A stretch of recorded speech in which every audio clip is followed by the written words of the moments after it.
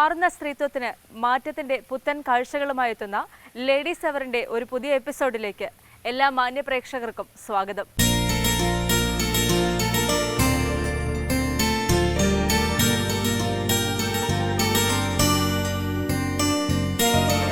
സ്വപ്രയത്നത്താൽ സമസ്ത മേഖലകളിലും വിജയം കൈവരിച്ച സ്ത്രീ മനസ്സുകളെ കാട്ടിത്തരുന്നു സ്മാർട്ട് ലേഡി.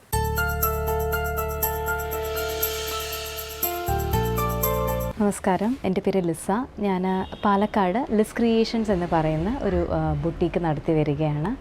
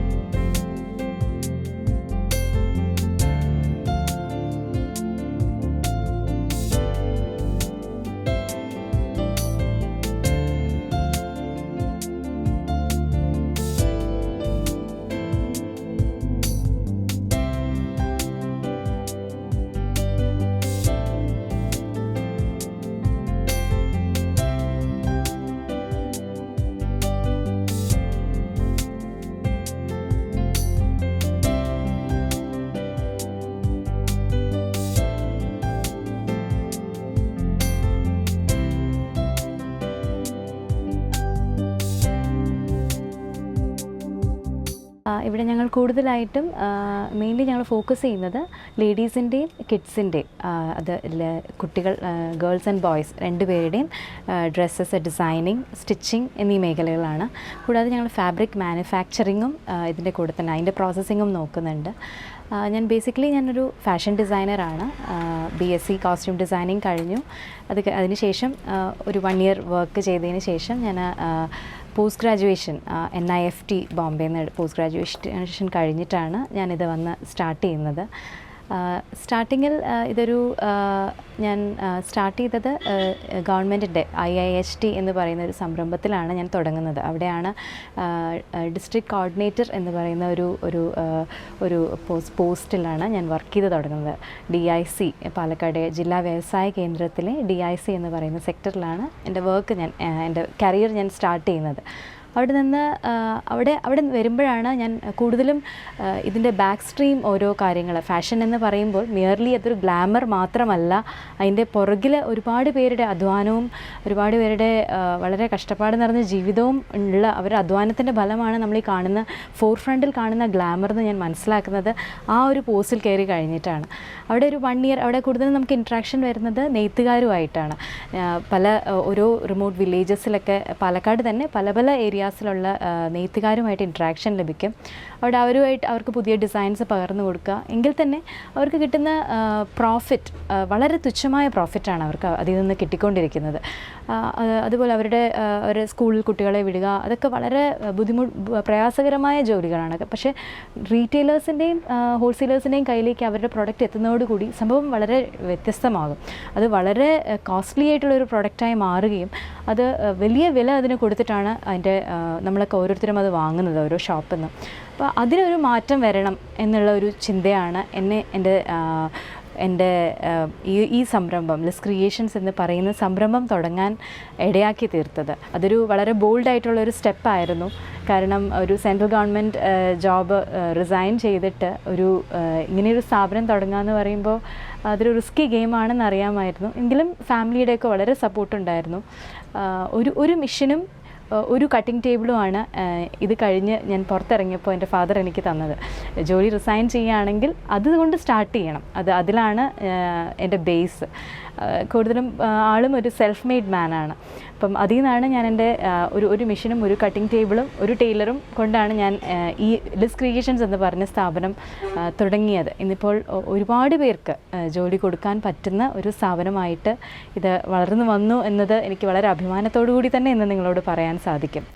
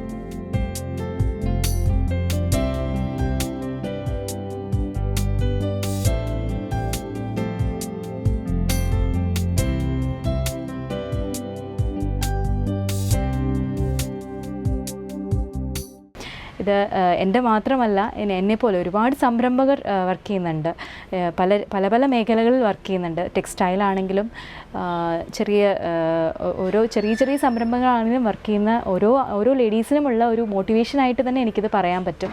ഇപ്പോൾ നമ്മൾ വിചാരിക്കും ഫിനാൻഷ്യൽ ബാക്ക്ഗ്രൗണ്ട് വേണം, ഒരുപാട് ഫണ്ട് കയ്യിലുണ്ടെങ്കിൽ നമുക്കിത് ചെയ്യാൻ പറ്റൂ എന്നൊക്കെ വിചാരിക്കുന്ന ആൾക്ക് വേണ്ടിയിട്ട് എനിക്ക് പാസ് ചെയ്യാനുള്ളൊരു മെസ്സേജാണ്. വളരെ നമ്മുടെ ഒരു ഹാർഡ് വർക്കിംഗ് മെൻറ്റാലിറ്റി, നമ്മുടെ മാക്സിമം എഫേർട്ട് അതിനിടുക. ഒരു പെർട്ടിക്കുലർ ഒരു കാര്യത്തിന് നമ്മുടെ മാക്സിമം എഫേർട്ട് ഇട്ടുകൊണ്ട് നമ്മൾ എഫേർട്ട് ഇട്ടാൽ തീർച്ചയായിട്ടും നിങ്ങൾക്ക് നല്ലൊരു പ്രൊഡക്ടിവിറ്റി ലഭിക്കാൻ സാധിക്കും എന്നാണ് എനിക്ക് ലിസ് ക്രിയേഷൻസിൻ്റെ ഇതിലൂടെ എനിക്ക് വളരെ അഭിമാനത്തോടു കൂടി എനിക്ക് പറയാൻ പറ്റുന്ന ഒരു കാര്യം. ലിസ് ക്രിയേഷൻസ് ഇവിടെ കൂടുതലും ഞങ്ങൾ കസ്റ്റമൈസ്ഡ് ആയിട്ടാണ് സ്റ്റിച്ച് ചെയ്യുന്നത്. കസ്റ്റമൈസ്ഡ് ആയിട്ട് കസ്റ്റമൈസ്ഡ് എന്ന് പറയുമ്പോൾ ഒരു കസ്റ്റമർ ഇന്ന തുണി വേണമെന്ന് ആവശ്യപ്പെടുമ്പോൾ നമ്മൾ ആ തുണി അവരിലേക്ക് എത്തിച്ചു കൊടുക്കുകയാണ് ചെയ്യുന്നത്. അത് ഇപ്പോൾ കലംകാരി ഫാബ്രിക്സ് അതൊക്കെ അതിൻ്റെ റിമോട്ട് ഏരിയാസിൽ പോയിട്ടാണ് നമ്മൾ ചെയ്യിച്ചെടുക്കുന്നത്. ആന്ധ്രയിലുള്ള വില്ലേജസിൽ പോയിട്ടാണ് കലംകാരി, പെൻ കലംകാരിയൊക്കെ കസ്റ്റമേഴ്സ് ആവശ്യപ്പെടുന്ന ഡിസൈൻസിൽ നമ്മളത് ചെയ്തെടുക്കുന്നത്. അതേപോലെ മ്യൂറൽ പെയിൻറ്റിങ്, അതിനൊക്കെ നമുക്ക് ഇൻ ഹൗസ് ആയിട്ടും ഔട്ട് ഹൗസ് ആയിട്ടും വർക്കേഴ്സ് ഇരുന്ന് വർക്ക് ചെയ്യുന്നുണ്ട്. ഒരുപാട് ലേഡീസിന് ഓറിയൻറ്റഡ് ആയിട്ടുള്ള ലേഡീസ് ആണ് ഇവിടുത്തെ കൂടുതൽ വർക്കേഴ്സും. ലേഡി ഓറിയൻറ്റഡ് ആയിട്ടുള്ള തൊഴിലവസരങ്ങൾക്കാണ് ഞാൻ മുൻതൂക്കം നൽകുന്നത്. ഇവിടെ പ്രോഫിറ്റിനെക്കാട്ടിൽ ഉപരിയായിട്ട് നമ്മളിതൊരു സർവീസായിട്ടാണ് മുന്നോട്ട് കൊണ്ടുപോകുന്നത്. ഒരു ചെറിയ കുടുംബശ്രീ സംരംഭങ്ങൾ പോലെയുള്ള ചെറിയ യൂണിറ്റ്സ് നമ്മൾ ഡെവലപ്പ് ചെയ്തുകൊണ്ടിരിക്കുകയാണ് ലിസ് ക്രിയേഷൻസിൻ്റെ ബാനറിൽ. അത് ഓരോ സ്ഥലങ്ങളിലോട്ടും അത് എത്തിച്ചുകൊണ്ടിരിക്കുകയാണ്. പാലക്കാട് തന്നെ ഇപ്പം അറ്റ് പ്രസൻറ്റ് നമ്മൾ ചെയ്തുകൊണ്ടിരിക്കുന്ന പാലക്കാട് തന്നെ ഓരോ റിമോട്ട് വില്ലേജസിലുമുള്ള ലേഡീസിനെ ഉപയോഗിച്ചുകൊണ്ട് അവരുടെ കഴിവുകളെ മാക്സിമം യൂട്ടിലൈസ് ചെയ്തുകൊണ്ട് അതോടൊപ്പം തന്നെ അവർക്ക് ഇതിൽ കൂടെ ഒരു വരുമാനം കിട്ടുന്നത് പോലെ ഉള്ള ഒരു തൊഴിൽ സംരംഭം കൂടിയാണ് ലിസ് ക്രിയേഷൻസിലൂടെ നമ്മൾ കൊടുക്കുന്നത്. അപ്പം ഇവിടെ ഡിസൈനിങ് ഇവിടെ എല്ലാ വർക്കും ചെയ്യുന്നുണ്ട്. പേർഷ്യൻ, ആരി വർക്ക്, ബീഡ്സ്, സ്റ്റോൺ വർക്ക്, അതുപോലെ നോർത്ത് ഇന്ത്യൻസിനെ ഞങ്ങളിവിടെ സ്റ്റേ ചെയ്ത് അവരെ കൊണ്ട് ഇത് ചെയ്യിക്കുന്നുണ്ട്. അവരെ കൊണ്ട് നമ്മുടെ ഇവിടെയുള്ള ലേഡീസിന് ട്രെയിനിങ് കൊടുത്തിട്ട് ഇവിടെ ലേഡീസിനെ സ്വയം പര്യാപ്തരാക്കുന്നുണ്ട്. എംബ്രോയിഡറി, ഹാൻഡ് വർക്ക്സ്, എല്ലാ ഈ ഫാബ്രിക്കിൽ എന്തൊക്കെ ചെയ്യാൻ പറ്റുമോ എല്ലാ തൊഴിൽ സാധ്യതകളും, ഫാബ്രിക്കിലുള്ള എല്ലാ തൊഴിൽ സാധ്യതകളും ഉൾപ്പെടുത്തിക്കൊണ്ട് ഒരു പുതിയൊരു കലാരൂപത്തിന് തന്നെ ഞങ്ങളിവിടെ ഡ്രസ്സിങ്ങിൽ കൂടി ഒരു പുതിയൊരു റെവല്യൂഷൻ ആയിരിക്കും ഞങ്ങൾ ആഗ്രഹിക്കുന്നതും അതാണിപ്പോൾ ചെയ്തുകൊണ്ടിരിക്കുന്നതും.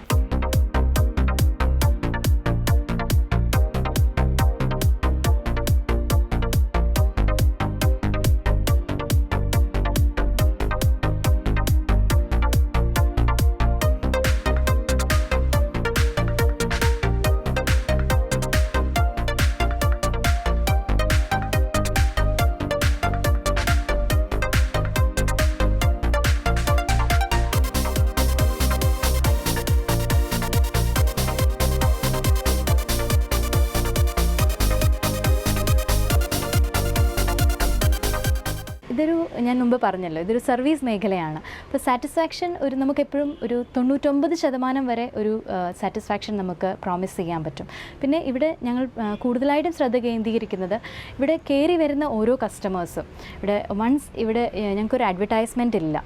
അതാണ് ഇതിൻ്റെ ഒരു മുഖമുദ്ര. ഒരു അഡ്വർടൈസ്മെൻറ്റ് ഞങ്ങൾ ലിസ് ക്രിയേഷൻസിന് ഇതുവരെ കൊടുത്തിട്ടില്ല. ഒരു ബോർഡോ ഹോർഡിങ്സോ ലിസ് ക്രിയേഷൻസിന് നിങ്ങൾക്ക് എവിടെയും കാണാൻ സാധിക്കില്ല. ഇവിടെ വന്നു പോകുന്ന ഓരോ കസ്റ്റമേഴ്സും പറഞ്ഞറിഞ്ഞ് ആണ് എനിക്ക് എൻ്റെ അടുത്ത കസ്റ്റമേഴ്സ് ലിസ് ക്രിയേഷൻസിലേക്ക് വന്നുകൊണ്ടിരിക്കുന്നത്. അത് ഓരോരുത്തരുടെയും മൗത്ത് പബ്ലിസിറ്റിക്കാണ് ഞങ്ങളിവിടെ കൂടുതലും പ്രാധാന്യം കൊടുക്കുന്നത്. അപ്പം അങ്ങനെ വരുമ്പോൾ തന്നെ അങ്ങനെ മാത്രം ചെയ്തുകൊണ്ടാണ് എനിക്കിപ്പോൾ ഇന്നത്തെ ലെവലിലുള്ള എൻ്റെ കസ്റ്റമേഴ്സ് എത്തിച്ചേരാൻ പറ്റുന്നത്. കസ്റ്റമേഴ്സ് ഞങ്ങളുടെ ഓരോ കസ്റ്റമേഴ്സ് കയറുമ്പോഴും ഇവിടെ ഒരു പാനൽ ഓഫ് ഡിസൈനേഴ്സ് ഉണ്ട് ഞങ്ങൾക്ക്. അത് ഡിസൈനേഴ്സ് വെൽ ട്രെയിൻഡ് ഡിസൈനേഴ്സാണ്. അവരെ ഡിസൈൻ ചെയ്യുക മാത്രമല്ല, കസ്റ്റമർ സർവീസ്, കസ്റ്റമറിനെ ഡോറിൻ്റെ ഉള്ളിൽ എൻട്രി ചെയ്ത് കഴിഞ്ഞാൽ അവർ നിന്ന് ട്രയൽ ചെയ്യും. മിസ്റ്റേക്സ് ഉണ്ടെങ്കിൽ അത് കറക്റ്റ് ചെയ്യും. അത് കഴിഞ്ഞ് അവർ പുറത്തേക്ക് ഇറങ്ങുന്നത് വരെ അവരെ അക്കമ്പനി ചെയ്ത് അവർക്ക് അത്രയും സാറ്റിസ്ഫൈഡ് ആയിട്ടാണ് ഞങ്ങൾ ഓരോ കസ്റ്റമേഴ്സിനെ ഞങ്ങൾ തിരിച്ചു വിടുന്നത്. ഇവിടുന്ന് കസ്റ്റമർ സാറ്റിസ്ഫാക്ഷൻ ആണ് ഇതിൻ്റെ മെയിൻ ലക്ഷ്യം. അതേപോലെ എല്ലാ കസ്റ്റമേഴ്സിനും അഫോർഡബിൾ റേഞ്ചിലുള്ള ഡ്രസ്സസ് കൊടുക്കണം എന്നുള്ളതും കൂടി ഞങ്ങൾ വളരെ ശ്രദ്ധിക്കുന്ന ഒരു കാര്യമാണ്. ഇപ്പോൾ ഒരു ചെറിയ വർക്ക് ചെയ്താൽ തന്നെ ഒരു 5000-6000 റേഞ്ചിലോട്ട് പോകാതെ എല്ലാ എല്ലാ middle class, higher class, lower middle class എല്ലാവരെയും കവർ ചെയ്തുകൊണ്ടുള്ള വർക്ക്സും അവർക്ക് എക്കണോമിക്കലായിട്ട് തോന്നുന്ന രീതിയിലുള്ള എല്ലാവരും കയറി വരണം. ഒരു കാറ്റഗറിയിൽ മാത്രം പെടുന്ന ഒരാളുകൾക്ക് വന്നു പോകാൻ പറ്റുന്ന ഒരു ഷോപ്പായി മാത്രം ഇത് റെസ്ട്രിക്റ്റഡ് ആവരുത്, ഒരു ക്രിയേറ്റീവ് ഫീൽഡ് റെസ്ട്രിക്റ്റഡ് ആവരുത് എന്നത് ഞാൻ പ്രത്യേകം ശ്രദ്ധ വയ്ക്കാറുള്ളൊരു കാര്യമാണ്.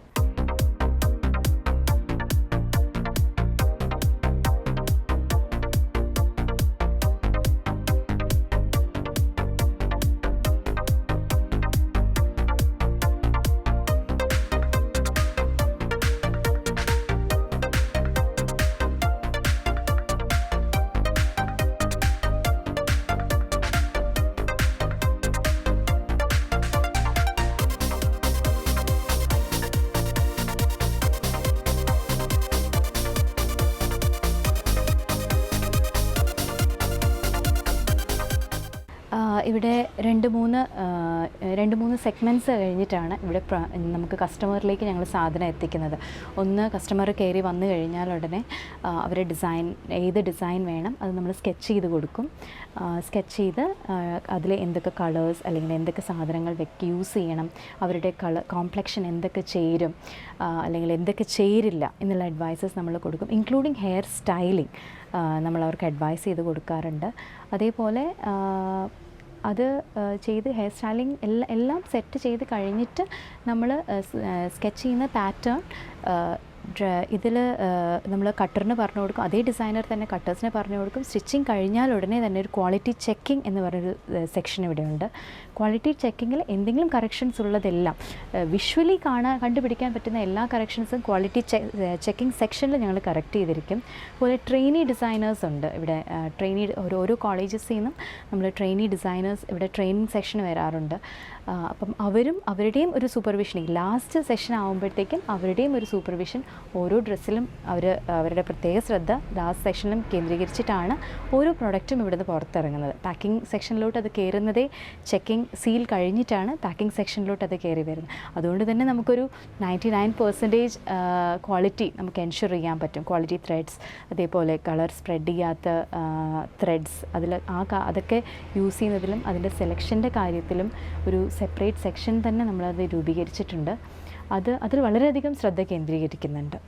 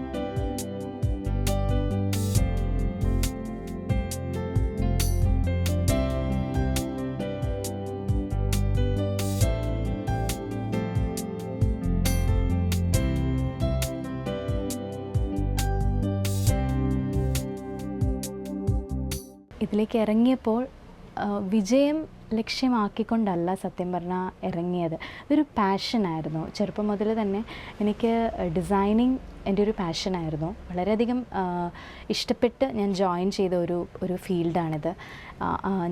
ഞാൻ പഠിച്ച് എൻ്റെ ഡിഗ്രിയുടെ എൻട്രി ചെയ്യുന്ന ടൈമിൽ ഡോക്ടേഴ്സും എൻജിനീയേഴ്സും മാത്രം എക്സൽ ചെയ്തുകൊണ്ടിരുന്ന ഒരു സ്ട്രീം ഒരു ടൈമിലാണ് ഞാൻ ഫാഷൻ ഡിസൈനിങ് എന്നൊരു ബോൾഡ് സ്റ്റെപ്പ് എടുത്തത്. അന്ന് ഫാഷൻ ഡിസൈനിങ്ങിന് അധികം പോപ്പുലാരിറ്റി കിട്ടിയിട്ടില്ല. പക്ഷേ ഇറങ്ങി എല്ലാവരെയും കൺവിൻസ് ചെയ്ത് ഈ ഒരു ഡിഗ്രി ജോയിൻ ചെയ്ത് കഴിഞ്ഞപ്പോൾ തന്നെ ഇതാണ് എൻ്റെ ഫീൽഡെന്ന് ഞാൻ ഫോക്കസ് ചെയ്തിരുന്നു. പിന്നെ ദൈവാനുഗ്രഹം, ഇവിടെ വരുന്ന കസ്റ്റമേഴ്സിൻ്റെ സപ്പോർട്ട്, അതേപോലെ എടുത്തു പറയേണ്ട ഒരു കാര്യം എൻ്റെ സ്റ്റാഫ്. വളരെ സപ്പോർട്ടീവായിട്ടുള്ളൊരു സ്റ്റാഫിൻ്റെ പാനലാണ് എനിക്ക് ലഭിച്ചിരിക്കുന്നത്. ഓരോരുത്തരും ഈ ഷോപ്പിൻ്റെ ഉള്ളിൽ കയറി കഴിഞ്ഞാൽ ഓരോരുത്തരും ഒരു കുടുംബം, ഞങ്ങളെല്ലാവരും ഒരു കുടുംബം പോലെയാണ്. വീട്ടിൽ അവർ ഞങ്ങളെപ്പോഴും മീറ്റിങ്സിൻ്റെ ടൈമിൽ ഞങ്ങളെപ്പോഴും ഡിസ്കസ് ചെയ്യാറുള്ളൊരു കാര്യമാണ്, വീട്ടിൽ അവർ സ്പെൻഡ് ചെയ്യുന്ന ടൈമിനെക്കാട്ടിലും കൂടുതൽ അവർ അവരുടെ സമയം ചിലവഴിക്കുന്നത് ഡിസ്ക് ക്രിയേഷൻസിലാണ്. അപ്പം അവരുടെ അത്രയും ഔട്ട്പുട്ടും അവരുടെ എഫേർട്സാണ് ഡിസ്ക് ക്രിയേഷൻ ഇന്ന് ഈ ലെവലിൽ എത്താൻ കാരണം. അതേപോലെ തന്നെ മുന്നോട്ടും അവരുടെ സപ്പോർട്ട് ഉണ്ടാകും.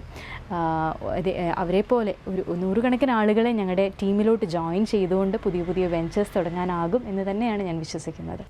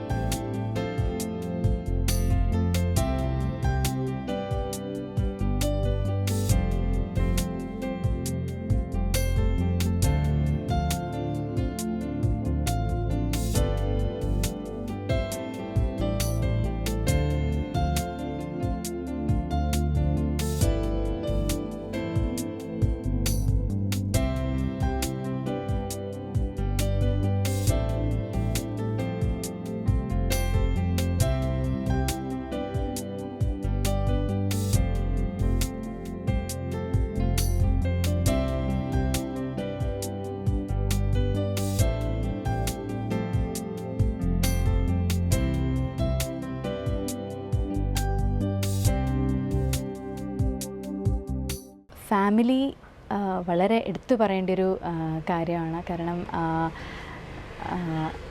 എൻ്റെ ഹസ്ബൻഡ്, എൻ്റെ മോള്, എൻ്റെ പാരൻസ്, ഇൻലോസ് ഇവരെല്ലാവരും അടങ്ങുന്നതാണ് എൻ്റെ ഫാമിലി. ഹസ്ബൻഡ് ധനലക്ഷ്മി ബാങ്കിൽ ക്രെഡിറ്റ് മാനേജറായിട്ട് വർക്ക് ചെയ്യുന്നു. അതേ ഒരു കസ്റ്റമർ ഇൻട്രാക്ഷനൊക്കെ ഒരുപാട് ഉള്ള ഒരു ഫീൽഡ് ആയതുകൊണ്ടും കൂടി ആയിരിക്കും ബിസിനസ്സിൽ എല്ലാവിധ സപ്പോർട്ടും അതേപോലെ തന്നെ ഫീഡ്ബാക്സും തരാൻ വളരെയധികം സാധിക്കുന്നുണ്ട്. എല്ലാ കാര്യങ്ങളും ഞങ്ങൾ എന്തെങ്കിലും ഓരോ ചേഞ്ചസ് ഓരോ ഫേസിൽ വരുത്തുമ്പോഴും ഞങ്ങൾ എപ്പോഴും ഡിസ്കസ് ചെയ്താണ് ചെയ്യാറ്. ഒരു കസ്റ്റമറിൻ്റെ ഭാഗത്തു നിന്നും ഒരു സംരംഭകൻ്റെ ഭാഗത്തു നിന്നും വളരെയധികം സപ്പോർട്ട്, രണ്ട് ആംഗിളിലും ചിന്തിച്ചുകൊണ്ട് സപ്പോർട്ട് തരുന്നൊരു വ്യക്തിയാണ്. പിന്നെ ഞാൻ മുമ്പ് പറഞ്ഞതുപോലെ സർവീസ് ഇൻഡസ്ട്രി ആയതുകൊണ്ട് നമുക്ക് ടൈംലി ഒന്നും വീട്ടിൽ നൈറ്റ് തിരിച്ചെത്താൻ പറ്റില്ല. ഒരു 9 to 10, 9 to 5 ജോബല്ല. ടൈമിലൊക്കെ ചെല്ലാൻ പറ്റുള്ളൂ. അതേപോലെ ഇപ്പം വീവേഴ്സിൻ്റെ സ്ഥലത്തൊക്കെ പോകേണ്ടി വരുമ്പോൾ എപ്പോഴും ടൈം ബൗണ്ടായിട്ട് എനിക്ക് ഒരു കാര്യങ്ങളും ചെയ്യാൻ പറ്റാറില്ല. പക്ഷെ ആ സമയത്തൊക്കെ വളരെ സപ്പോർട്ടീവായിട്ട് ബാക്കപ്പ് ചെയ്ത് തരുന്ന ഒരു ഫാമിലിയാണ്. മോളും വളരെയധികം സപ്പോർട്ട് ചെയ്യുന്നു. ലിസ് ക്രിയേഷൻസിൻ്റെ ഫ്യൂച്ചർ പ്ലാൻസ് ഞങ്ങളിപ്പം പ്ലാൻ ചെയ്യുന്നത് ഇപ്പം ഒരു ഞങ്ങൾ ഒരു ബിഗ് ബുട്ടിക് കോൺസെപ്റ്റിലേക്ക് ഷിഫ്റ്റ് ചെയ്യാൻ ഞങ്ങൾ ആഗ്രഹിക്കുന്നുണ്ട്. അതേപോലെ ഇപ്പം ഇപ്പം ചെറിയ ലേഡീസിന് പ്രാമുഖ്യം കൊടുത്തുകൊണ്ടുള്ള തൊഴിലവസരങ്ങളാണ് ഞങ്ങളിപ്പം ചെയ്യുന്നത്.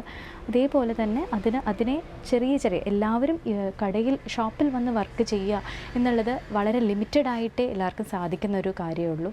അപ്പം അതിന് പകരം ഓരോ ഗ്രാമങ്ങളിലും ചെറിയ യൂണിറ്റ്സ് ഞങ്ങളിപ്പം അതിൻ്റെ പ്ലാനിങ്സ് ചെയ്തുകൊണ്ടിരിക്കുകയാണ്. ഓരോ ഡെവലപ്പ് ചെയ്ത് തുടങ്ങിക്കഴിഞ്ഞു.